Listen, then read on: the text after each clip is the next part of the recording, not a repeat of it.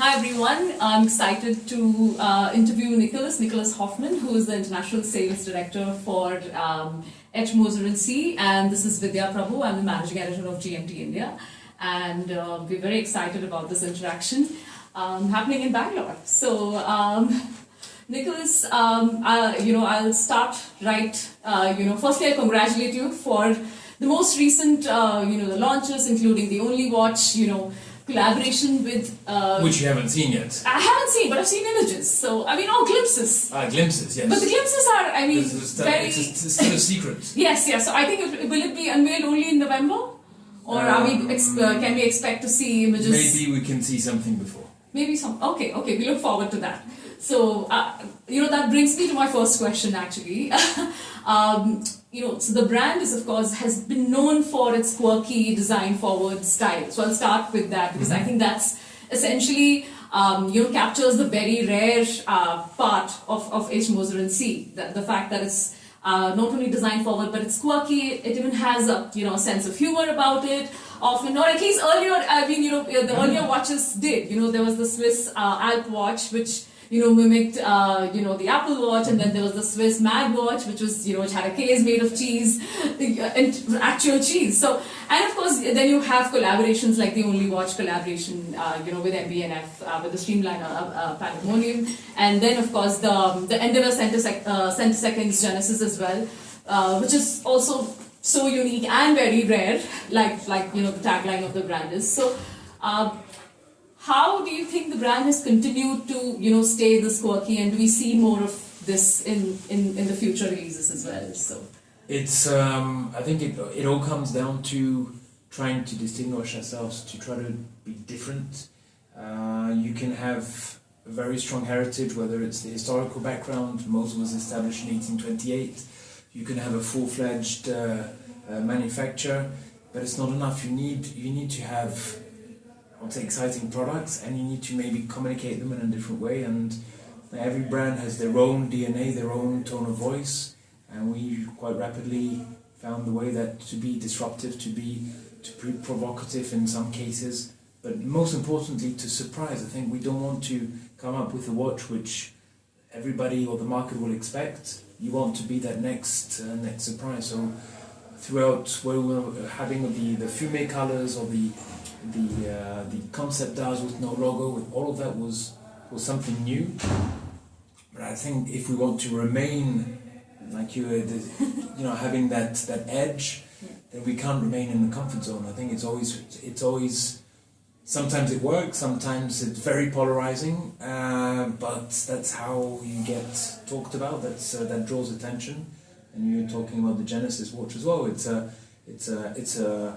when you look at it at first, it's a crazy watch. Yeah. However, it's a symbol of a whole new platform, which is most probably the future as well of watchmaking. I would say with the blockchain, making understanding where the watch came from, the history, the servicing, resale, has it been stolen or not? And I think that's the most important part. So it's very future forward, in a manner of speaking, because it's like kind of anticipating what the next step would be. I think you need to push the boundaries. The watchmaking industry is a old industry, but it's not because it's an old industry that you shouldn't use modern way of life, modern technologies, and try you can integrate it in terms of communication, in terms of materials, whether it's the Vanta Black as well, which is a new material.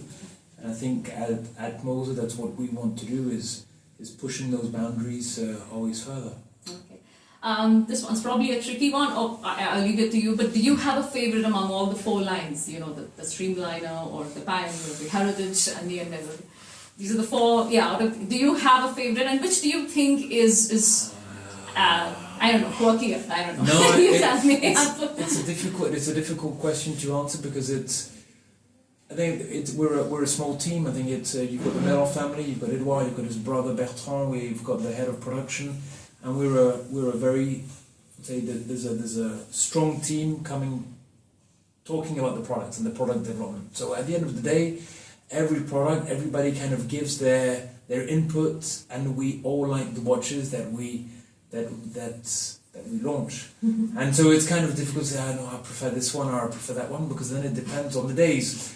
I think the Streamliner was an amazing. It was probably the most intense journey of the product development in terms of the design, in terms of what is feasible, in terms of design of the bracelet. But then you take the proprietary calendar, which has a symbolic meaning to the brand as well, because it was one of the very first movements that got Moser out there, and it defines who Moser is. Very minimalistic. It's easy looking but complicated inside, understated, and it's only those who know that it's a proprietary calendar, and it's a very Moser product. So maybe the Streamline Perpetual calendar would be one of the favorite ones. Would you say it's in sync with today's quiet luxury trend, like where you kind of are not maybe I think flashing it in your face, but there's true value and essentially luxury in its finest. I think the quiet luxury is definitely something which we've been. Maybe we've been in this kind of segment before it was even a thing. I think, yeah. But I think more importantly, a lot of clients are looking for something different. They're looking for something authentic. And I know that authentic can mean a lot and nothing at the same time. But they want to understand what's behind the product, what's behind the brand. And the fact that we are a small company, the fact that we are a family-run company, the fact that we make everything in-house. We try to share those values as much as possible. Whether it's through the press, whether it's through the retailers, whether it's engaging with clients, and it's this proximity that makes the value of the brand as well. And I think the clients like this, they cherish it because they can put a soul to it, and I think that's what makes Moser special as well, is that soul. Yeah, I think well said. Something you said just caught my attention, and that brings me to my second question. You mentioned, the fact that the movements are typically in-house, but that being said, H.Moser Cie has just recently invested. It's got a stake in the Egenhor manufacturer, movement manufacturer, if I'm not mistaken. So the Melt Group, the holding which owns Moser Haute Precision Engineering, took MELB, yes, who took a stake in Agenor, and I think Agenor is an amazing company, it's an amazing supplier, an amazing family as well, run business with one of the most fantastic chronograph movements as well. They're very bright in the way that they come up with some very special movements, and it was, like I said at the beginning, we need to always surprise. So having a family behind the movements that we can further explore new movements, then this is an opportunity for a group like Mel. Yeah, so to expand the scope of the collaboration, the work that you do together, and to ensure supply. I think that's also something which is difficult as well. Is that supply? So luckily we make the movements in-house, but you see it on different segments where supply has been an issue, and being able to control it by taking a stake in a company is definitely strategic. I'm sure it will pay great dividends for the brand, because, like you said, supply seems to be the one issue plaguing most watch brands these days. I mean, so either it's the parts, and in the end it affects the supply of the watches themselves, and then of course the consumers are also have to wait in a bit. So I think this is something that's going to be great news for H.Moser fans, I'm sure. I wanted to ask you about also the Responsible Jewelry Council. The brand is a member of the Responsible Jewelry Council, which is known. It's a non-profit organization that recognizes brands that promote socially responsible and ethical practices. So I wanted to know, how did that come about, and how for H.Moser Cie that's an embodiment of how they work. So I think it's without. I'll do this disclaimer at the beginning, without being this green bashing where it's just for the sake of having it. I think it's something, once again, family run. We had a very serious theme, which was the Swiss made, making sure that everything is made in Switzerland. That's why we actually removed the Swiss made on our dials, because we thought that it was maybe not strong enough. We make nearly everything in-house in Switzerland, so why having 60% of the value of the watch? So those are elements that we take very seriously. And obviously the RJC, say the Responsible Jewellery Council, was important as well, in order to make sure that our suppliers as well, the way that we conduct our business is ethical, which is respects a lot of different tasks, whether it's the sourcing, whether it's the employment, but also the way that you deal with our partners on the sales side, know your customer, so that it's that you're not encouraging some how can I put it, some activities which should not take place. Yeah. You want to obviously cultivate that culture and promote that that kind of ethos, I would say, within the company, and something like this I think goes a long way in promoting that.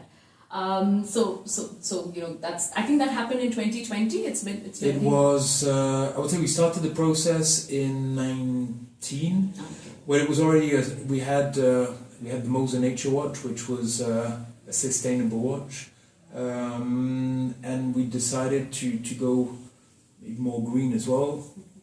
And just a simple thing is like the gifting at all these different fairs, and we have we had a partnership with Room to Read, an association, and it's empowerment ladies as well in Southeast Asia, and it finances schools, and so for every gift or for every visitor that came on our booth, instead of giving a gift, and the problem with these gifts is that if you're not in the top 3 or top 4 of all those big brand gifts, and most of the time those gifts stay in the hotel room because they're not attractive enough and you're limited with space. So we said, okay, instead of having, I would say, that big impact or eco impact, cost impact as well, let's for every visitor, let's donate 10 books to the school. So we had an app, and so it was you kind of said, today we don't have gifts, but we can give the books.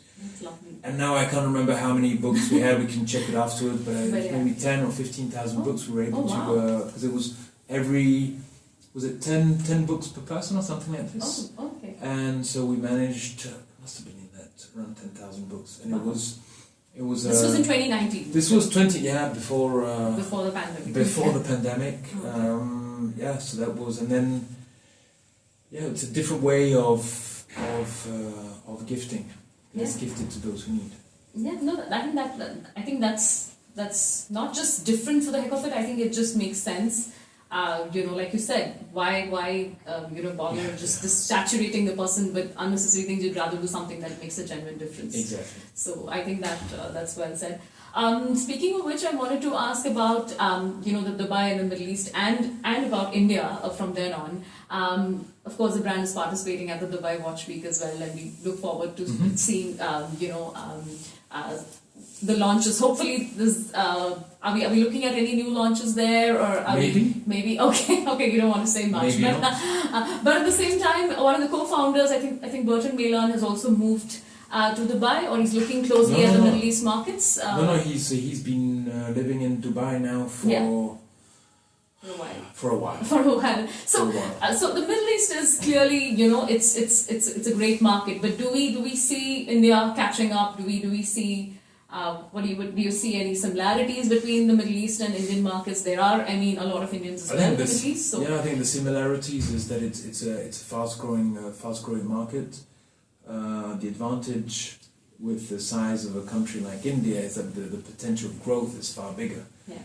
We've been working very closely in Dubai with the retailers there, and we've been there now since the beginning of the launch of the brand. Yeah. It wasn't always easy, but it's when you have a strong relationship with those two families as well, and it has grown considerably in the UAE, but also the other neighboring countries.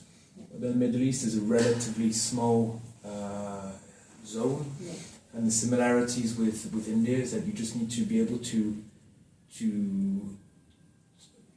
maybe rephrase. The difficulty in a market like India is that it's so big. Where do you invest? Where do you invest your marketing, the advertising. If you do it all over the place, it's diluted. Yeah. So we've pinpointed some strategical cities, Yeah. here being one of them as well, Yeah. and just growing, I would say growing the community Yeah. and introducing, that's one of the reasons being here as well, is Yeah.